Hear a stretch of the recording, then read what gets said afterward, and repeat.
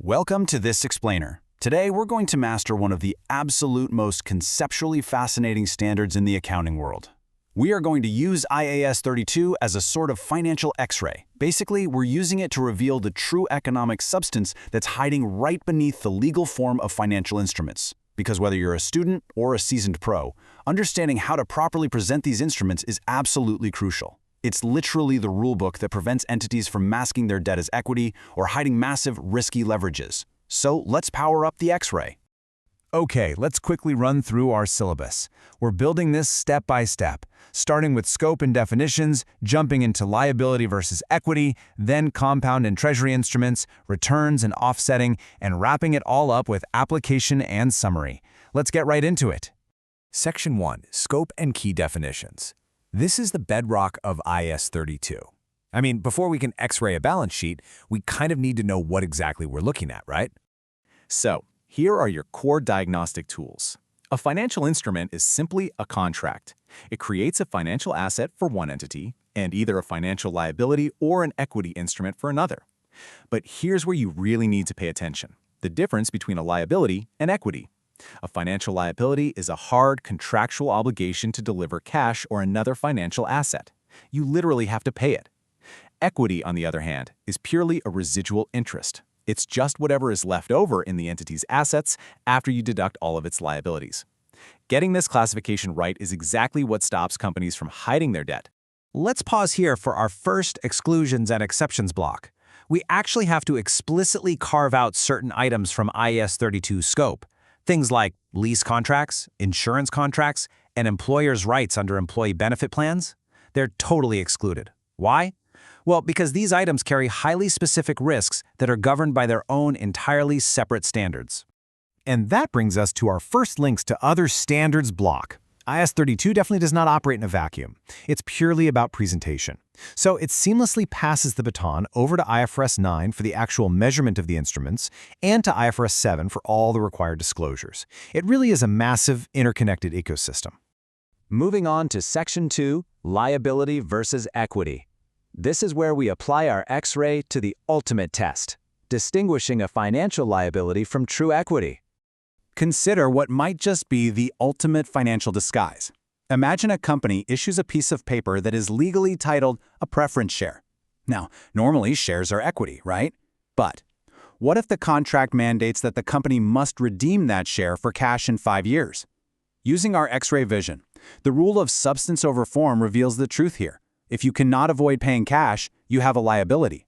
That fancy legal title printed on the paper, completely meaningless. But financial engineering is incredibly tricky. What happens when we face the exact opposite scenario? Like, what if an instrument looks like a liability, but legally acts as the ultimate residual safety net? Well, it's time for another major exceptions block. Normally, an instrument that you can put or cash out at any time is the very definition of a financial liability. However, IAS 32 provides a really narrow, strict exception for puttable instruments. Think about an open-ended mutual fund. Members can withdraw their funds at any time, but those funds represent the entire capital of the entity. If this puttable instrument entitles the holder to a pro rata share of net assets on liquidation, and it is absolutely the bottom-tier, most subordinate safety net of the whole entity, it gets a special pass and is classified as equity. Checking our standard linkages again, this matters immensely in practice. It links directly to IAS 1 because it dictates exactly where this massive number sits on the statement of financial position.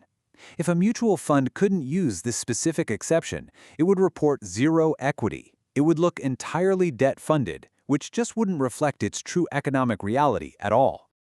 All right, Section 3, Compound and Treasury Instruments. Let's see what happens when we encounter hybrids, or when a company buys its own stock. Things are about to get pretty interesting mathematically. Let's look at a fictional example here. What happens if our made-up company, Tech Corp, issues a single bond that the holder can later choose to convert into a fixed number of Tech Corp's ordinary shares? This is what we call a classic compound instrument. It possesses the DNA of both debt, because of those mandatory contractual interest payments, and equity, because of that embedded option to convert it into shares. Now, IAS 32 completely forbids presenting this hybrid as just one thing. To solve this, we use the split accounting procedure. Remember, Equity is always a residual, so we always measure the liability side first. Step 1. Calculate the fair value of the debt component all by itself, totally ignoring the conversion feature. Step 2. Take the total proceeds you got from issuing the instrument and just deduct that liability value.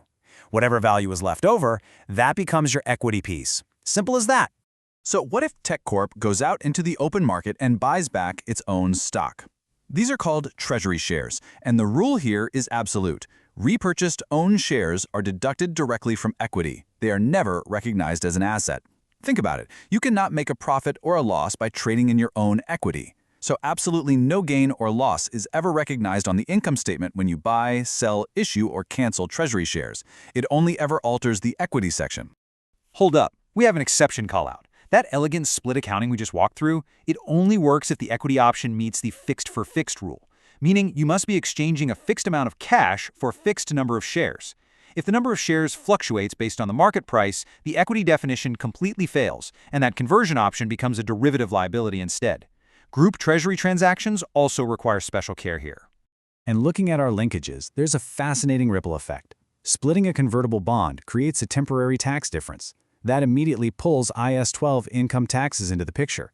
We also link heavily to IFRS 10 here, because if one company in a group buys the shares of its parent, those actually act as treasury shares in the consolidated financial statements. Section 4. Returns and offsetting rules. Okay, once you've diagnosed something as a liability or equity, how does that decision impact the income statement? The crucial takeaway here is that your initial balance sheet classification entirely dictates the income statement treatment. If you classified an instrument as a financial liability, like those mandatorily redeemable preference shares we talked about earlier, the returns paid on it are recognized as interest expense. That directly drains your profit and loss. But if it's properly classified as equity, the payouts are dividends, which bypass the income statement entirely and are deducted straight from retained earnings. Now let's talk about offsetting. That's when you show a net number on the balance sheet because you owe someone money, but they also owe you money. Under IAS 32, you can't just net things off to make your balance sheet look smaller and less leveraged. No way. You must meet two incredibly strict criteria simultaneously. First, you need a legally enforceable right to set off the amounts. And second, you must actively have an intention to settle on a net basis or to realize the asset and settle the liability at the exact same time. Time for an exception callout. Just holding a master netting agreement with a bank, which gives you the legal right to settle net if someone defaults, is absolutely not a free pass to offset right now. If you are currently settling your transactions gross and you don't have the active intention to settle net in the normal course of business, you fail the second criteria. You are legally required to show the gross asset and the gross liability. Period. This strictness naturally triggers an IFRS 7 linkage. Even if you aren't allowed to offset on the balance sheet itself, IFRS 7 steps in and requires you to disclose these master netting agreements in the notes. This way, investors can clearly see both the unnetted gross risk exposure and the potential mitigated risk. And finally, Section 5, Application and Final Summary.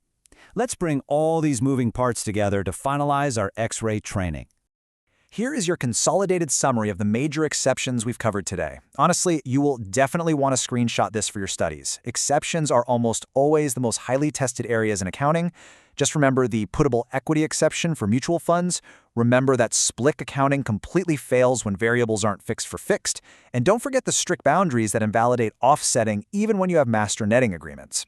And looking at our consolidated linkage map, we can brilliantly see the entire accounting ecosystem. IAS 32 does not stand alone, it's the presentation hub. It relies on IFRS 9 for the ongoing measurement, feeds directly into IAS 1 for balance sheet structure, creates tax implications under IAS 12 during split accounting, and ultimately relies on IFRS 7 to ensure users get all the necessary risk disclosures.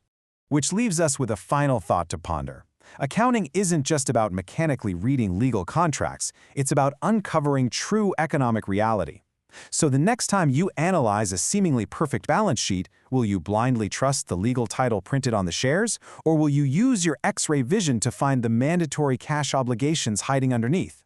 Understanding IAS 32 gives you exactly that power. Thanks for joining me on this explainer, and keep looking past the paperwork.